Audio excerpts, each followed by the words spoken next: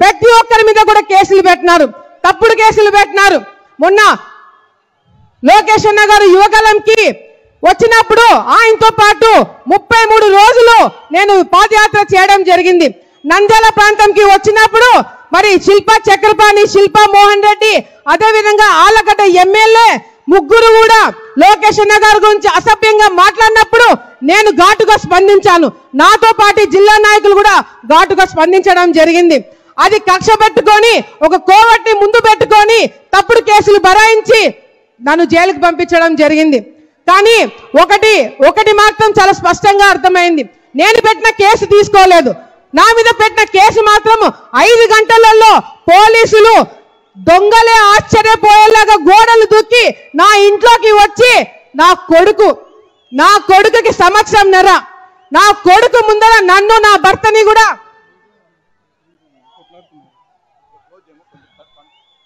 అన్న దయచేసి మీడియా మిత్రులకి సహకరించండి, జనాలు అక్కడ కొట్లాడుకోకండి. దయచేసి అందరు కిందికి దిగండి అన్న. మీడియా మిత్రులు అందరూ దయచేసి సహకరించండి, అందరినీ ముందుకు రండి, కిందికి రండి.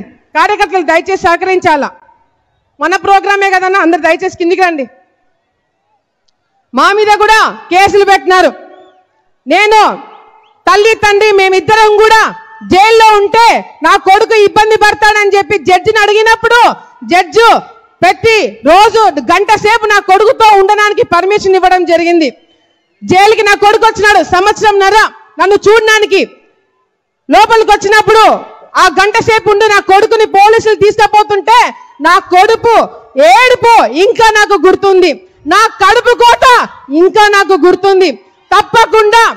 తప్పకుండా కార్యకర్తల మీద మా మీద కేసులు పెట్టే వాళ్ళని ఎవరు కూడా వదిలిపెట్టే ప్రసక్తి లేదని లోకేష్ అన్న గారు భరోసా ఇవ్వడం జరిగింది. ఇదంతా ఒక ఎత్తు అయితే చంద్రబాబు నాయుడు గారి మీద అక్రమంగా కేసులు పెట్టి ఆయన్ని అరెస్ట్ చేసేంత ధైర్యం చేశారని ఎవరు కూడా ఊహించలేదు. ఏ నంద్యాల జిల్లాలో అయితే చంద్రబాబు నాయుడు గారి మీద అక్రమంగా కేసులు పెట్టి మీరు అరెస్ట్ చేశారో అదే నంద్యాల జిల్లా నుంచి మీ పతనం మొదలవుతుందని చెప్పి కూడా ఈ సందర్భంగా కార్యకర్తలు అందరి తరపు నుంచి చంద్రబాబు నాయుడు గారికి నేను మాటిస్తున్నాము. అంతేకాదు ఈరోజు రాష్ట్రం మొత్తంలో ఒక పక్కన అరాచకాలు జరుగుతుంటే ముఖ్యంగా ఆళ్లగడ్డలో మాత్రము వింతలు విడ్డూరాలు జరుగుతున్నాయి. మొగుడు పిల్లల పంచాయతీకి కమిషన్ తీసుకుంటున్నారు, రైతులు బోర్ అడిగితే కమిషన్ తీసుకుంటున్నారు, భూమి సమస్యలు ఉన్నాయని చెప్తే ఆ భూమి లాక్కుంటున్నారు ఎమ్మెల్యే వాళ్ళ కుటుంబ సభ్యులు. ఒక ఉదాహరణ, ఎరుగుడిదిన్న అనే గ్రామము గంగుల వాళ్ళ గ్రామం అది. నేను మొన్న ఇంటింటికి వెళ్ళినప్పుడు చండలూరు, మండలూరు, మార్చినేపల్లె గ్రామం నుంచి వచ్చిన రైతులు మాకు నీళ్లు కిందికి వదలట్లేదు, ఎరుగుడిదిన్న వాళ్ళు మాకు సహాయం చేయండి అని చెప్పి అడిగినప్పుడు, అందరికీ నీళ్ళు వచ్చినప్పుడు మీ 3 గ్రామాలకు ఎందుకు నీళ్లు రావట్లని అడిగినప్పుడు వాళ్ళు చెప్పిన సమాధానం వింటే చాలా బాధగా అనిపించింది. ఎమ్మెల్యే వాళ్ళ అమ్మ ఎరుగుతున్న గ్రామంలో నీళ్లు ఆపేసి ఆ నీళ్లు చెరువులు నింపి దాంట్లో చేపలు పడుతున్నారంట. ఎమ్మెల్యే వాళ్ళ అమ్మ చేపలు పడుతుందంట.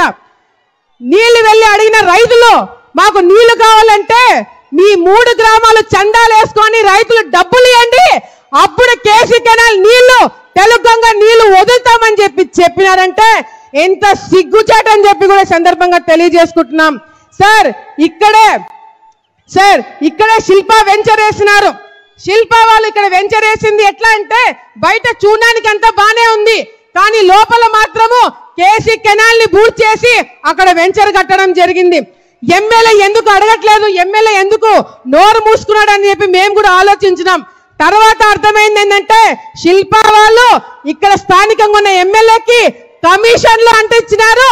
అందుకే ఎమ్మెల్యే కూడా నోరు మూసుకొని కేసీ కెనాల్ బూర్చినా కూడా ఏమీ మాట్లాడలేకపోయినారు.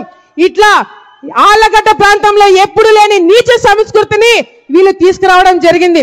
అంతేకాదు సార్, ఈరోజు మనం అధికారంలో ఉన్నప్పుడు ఈ ప్రాంతంకి 2 సంవత్సరాలు నాకు సేవ చేయడానికి అవకాశం వచ్చినప్పుడు అన్ని విధాలుగా కూడా రైతులకు కావచ్చు, మహిళలకు కావచ్చు, యువతకు కావచ్చు అందుబాటులో ఉండే అన్ని కార్యక్రమాలు చేయడం జరిగింది. సమయం తక్కువ ఉంది కాబట్టి రేపొద్దున మనం మళ్ళీ గెలిచిన తర్వాత మీరు ముఖ్యమంత్రి అయిన తర్వాత తప్పకుండా ఆళ్లగడ్డలో కావాల్సినవి ఎట్లాగో రోడ్లు, ఇల్లు ఇవన్నీ కూడా మేము తెప్పించుకుంటాము. మిమ్మల్ని అడిగి. కానీ ముఖ్యంగా ఈ ప్రాంతం రైతులు, తెలుగంగ రైతులు, కేసీ కెనాల్ రైతులు ఎన్నో ఇబ్బందులు పడుతున్నారు.